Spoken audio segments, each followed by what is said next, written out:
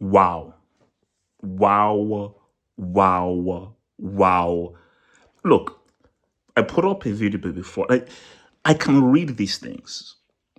The worst thing you could say to Haliburton is overrated. And that guy has taken that. You see, this is guys, this is for all sports.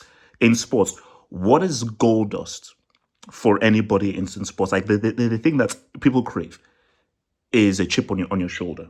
Chip on your shoulder. And bro, Stephen A. Smith, bro, Stephen A. Smith, you look stupid. Stephen A. Smith, you look stupid. Because if Stephen A. Even if the Pacers lose this series, oh, bro, that's right there on. He's a superstar. Like Stephen A. Smith, how can you come out and say this guy is not a superstar? How, bro? I already thought that he was a superstar before this game. I would love to see what Stephen A. Smith now says. Of course, the guy's a damn superstar. That is what you call. That is the definition. If you look up clutch in the dictionary, that is the definition of clutch.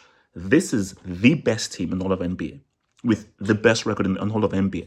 This is their home court, and to do that in game one, when the game was, bro, at a point because I caught it like because I was doing some stuff because I was watching a movie, so I caught it like in the fourth quarter. Bro, I think they were up like 6 points with like 252 to go, and they were up 6 points with about 250 to go, and they were slowly chipping away, and it came down to the last possession where, bro, you've got to come clutch, huge.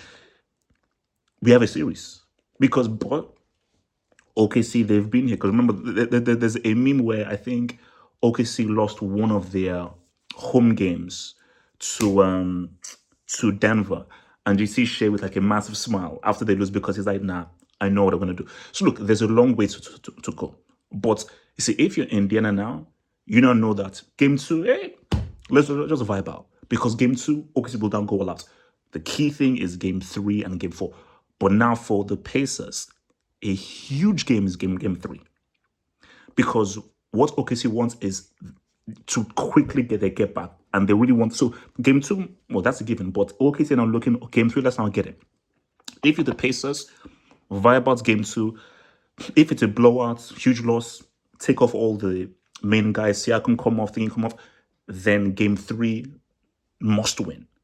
And then we now see what happens for game four. So this is a long way to go. And look, OKC are very capable of winning in Indiana, but again, this, so when you watch the series, this doesn't mean anything yet. This will only mean something based on if they win game two, that's crazy. But if, let's say, OKC win game two, it's okay, what happens in 3 and 4? But I think a key game, if OKC win game two, is game three. That's going to make it. See, if Indiana win game three, then it puts even a lot more pressure for OKC to not say also for game four.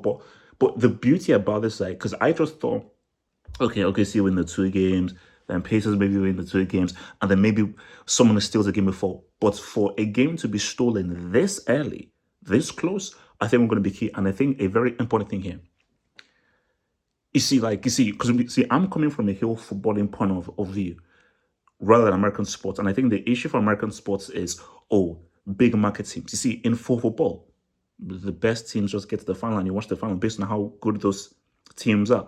It's like when FC Porto and Monaco made the UCL final. It's like, they're not Real Madrid or Barca. No, they were the best teams. And I sat down and I watched FC Porto Monaco because that was with the 2 best teams.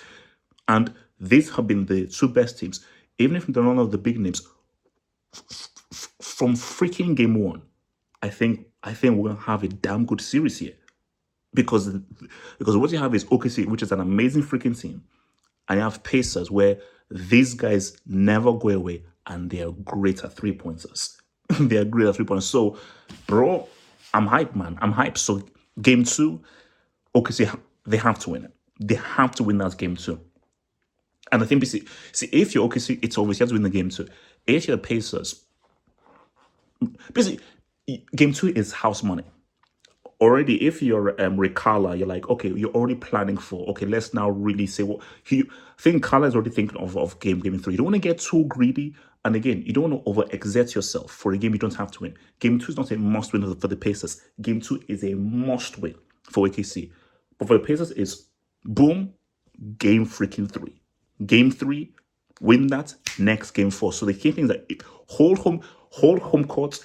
You can now go into game 5 up 3-1. If you hold home court, you could go into game 5 up 3-1, which is huge. But again, basically, put it in my view, I think OKC will steal a game. I think we'll go into game 5 2-2.